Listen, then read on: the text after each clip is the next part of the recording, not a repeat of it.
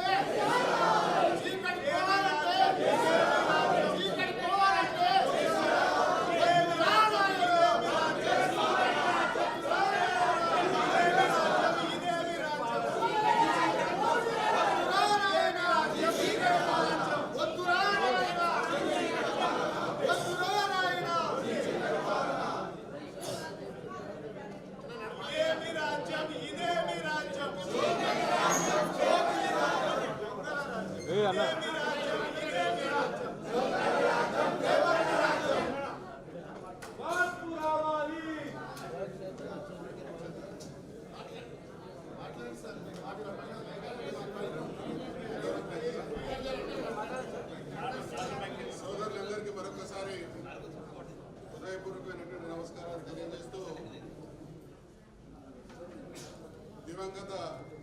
అంబేద్కర్ గారు తెలంగాణ జాతికి ఆరాధ్యుడైనటువంటి మహానుభావుడు. భారతదేశం స్వాతంత్రం సిద్ధించుకున్న తర్వాత అద్భుతమైనటువంటి రాజ్యాంగాన్ని రచించి ఒక గొప్ప దార్శనికత్వం, ఒక గొప్ప ఆశా భావకమైనటువంటి ఆలోచనతో వారు రాజ్యాంగాన్ని రాసి దేశానికి జరిగితే, ఆ రాజ్యాంగం స్ఫూర్తిగా మన నాయకుడైనటువంటి కేసీఆర్ గారు తెలంగాణ రాష్ట్రాన్ని సాధించడానికి జరుగుతున్నటువంటి మేధో మదనంలో రాష్ట్రం ఏర్పాటుకు ఉన్నటువంటి అంశాలను చాలా సుదీర్ఘంగా చర్చించినప్పుడు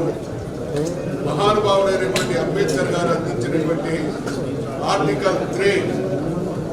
ఏ సరళీకృత విధానం అయితే ఆలంబనగా ఆసరగా రాష్ట్రాన్ని సాధించుకోవచ్చు అనేటువంటి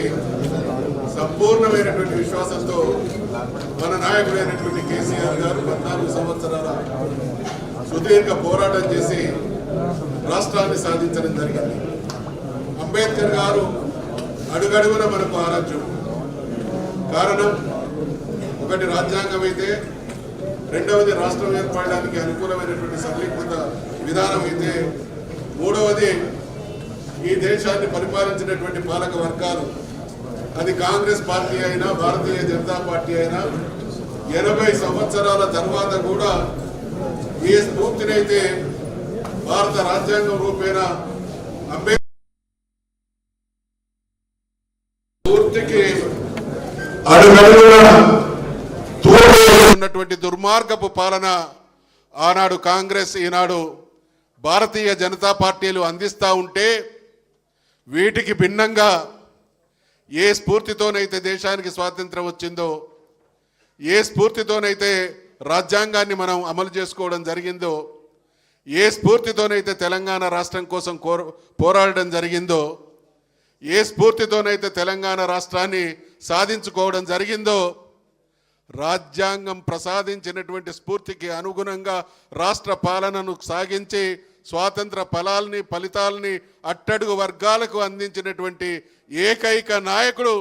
ఈ దేశంలో ఎవరైనా ఉన్నారు అనంటే అది మన నాయకుడైనటువంటి కేసీఆర్ అనేటువంటి విషయాన్ని ఈ సందర్భంగా మనవి చేస్తా ఉన్నాం.